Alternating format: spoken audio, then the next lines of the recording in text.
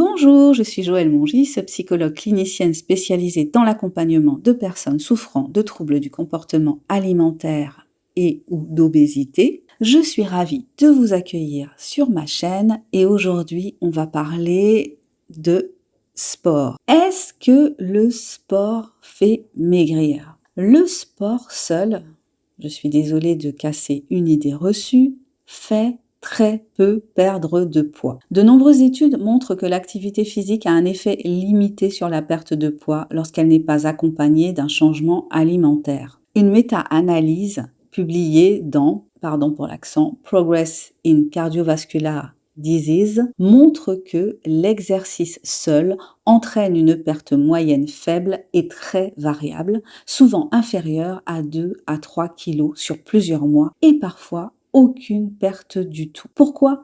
Parce que le corps compense. Le sport augmente la faim et c'est normal. Quand on fait du sport, on dépense de l'énergie, on stimule les hormones de l'appétit, on augmente les besoins en protéines et en calories. Résultat, on mange plus, souvent sans s'en rendre compte. Plusieurs études montrent que beaucoup de personnes surestiment les calories brûlées et sous-estiment celles consommées après l'effort. Ce n'est pas un manque de volonté, c'est de la physiologie. Le sport transforme le corps sans forcément faire baisser la balance. Le sport fait surtout prendre ou préserver de la masse musculaire, il améliore le tonus, il gaine la silhouette et il redistribue les volumes. Or, le muscle pèse plus lourd que la graisse, on peut donc s'affiner sans perdre de poids, voire en prenant légèrement. C'est pour cela que le poids seul est un très mauvais indicateur de progrès. Là où le sport est vraiment puissant pour le mental et pour la santé. Là, en revanche, le sport est redoutablement efficace. Il améliore l'humeur,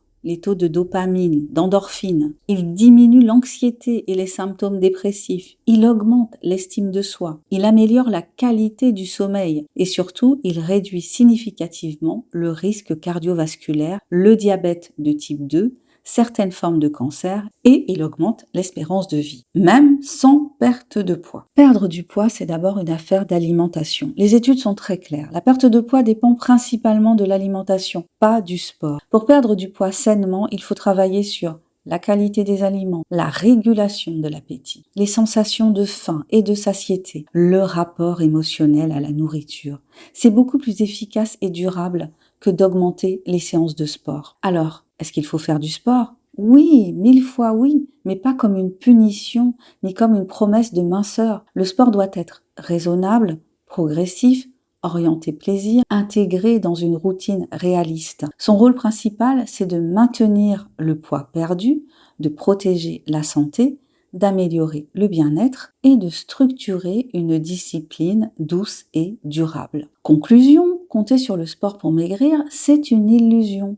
Mais compter sur lui pour vivre mieux, plus longtemps et plus sereinement, c'est une certitude scientifique. On ne fait pas du sport pour maigrir. On fait du sport pour mieux vivre dans son corps, quel que soit son poids. Je vous remercie si vous êtes allé jusqu'au bout de ce podcast. Si vous souffrez de troubles du comportement alimentaire et que vous êtes à la recherche d'un accompagnement, n'hésitez pas à me contacter. Nous prendrons un premier rendez-vous pour discuter de votre problématique et voir si ce que je propose pourrait vous convenir. Je vous souhaite une excellente journée. Prenez soin de vous, prenez soin de votre corps, prenez soin de votre mental et je vous dis à bientôt pour le prochain partage.